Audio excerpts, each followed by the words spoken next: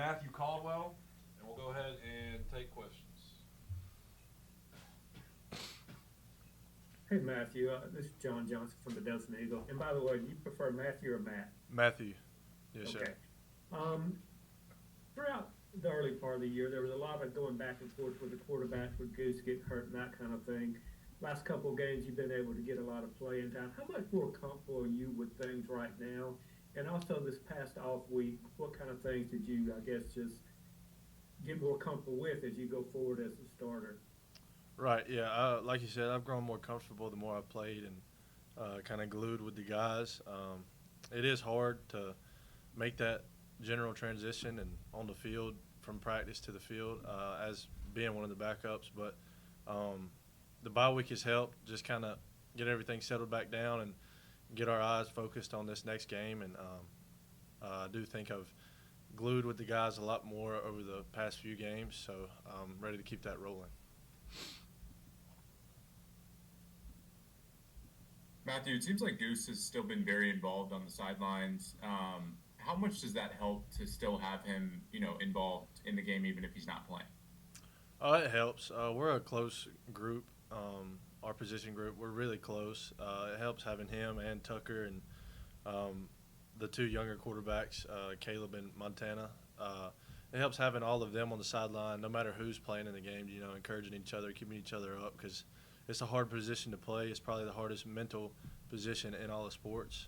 So it does help having Goose there, and not just Goose, but all the quarterbacks. So it is really good to have them on the sideline helping. You mentioned it's a hard position to play.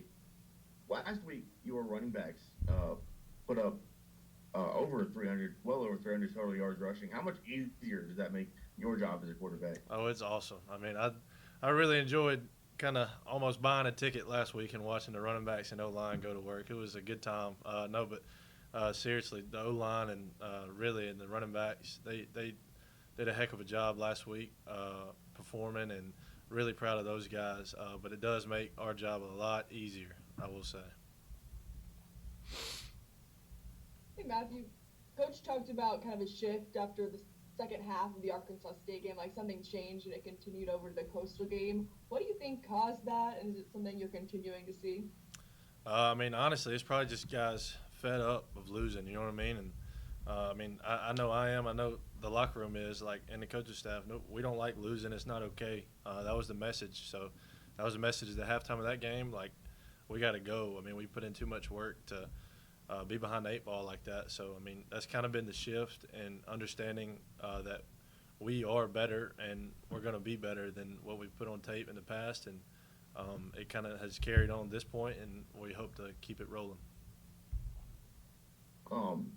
I think a lot of teams getting this late into the season before getting their first wins can maybe tend to almost sell out rather than buy in, maybe especially in the first year under a new head coach.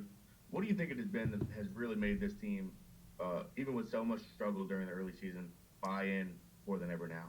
I think it's just the culture that Coach Parker and his staff have built, and just never losing the sight of the main goal, you know what I mean, is to play for each other.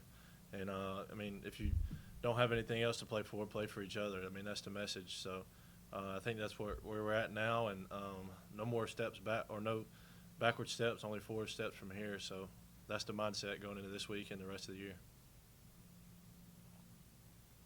What have you seen so far from Georgia Southern on film? What kind of challenge they bring to the offense? We think they're a lot like Arkansas State. They're good, well-rounded defense. They're athletic. They are a 6-3 team, I believe. So, they play like it, but they're also beatable, just like everybody on the conference is beatable. But we can lose to the last three of our games. So it's kind of just the way we're kind of focused on the way we play. You know what I mean? Like faceless opponents, not really focused on their record or this stat, that stat. We're just studying film and getting our scheme down this week, and hopefully get a win. Matthew, I'm just kind of curious, looking back on your decision to come to Troy, did Brendan come and have much of an impact on it? And also, how's it been being closer to Auburn? Yeah, B-Jack, he's was my roommate when I first got to Gardner Webb, and he's my roommate now. So we're really close. I mean, we've been with him for probably 2.5 years now, almost 3 years, and he played a big role in it. And I've really enjoyed being on the same team as him again. That's a blessing, and it's also really nice being back close to home. I really enjoy having my family at the games and going to see them like I saw them this past weekend on the bye week. So it really is good for your mental health, and it keeps you really strong, especially late in a season like this.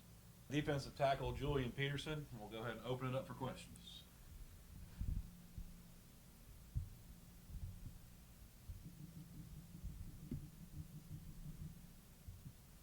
Julian, did the bye almost come at a tough time, just knowing that you guys did have so much momentum from the second half of the Arkansas State game and obviously the Coastal game? I say it kind of came at the right time because, like you said, that second half really showed what kind of team we can be if we kind of put it all together. So going into that bye, we kind of really focused on that and harped on that, just building off that momentum we had, kind of carried it to the next game.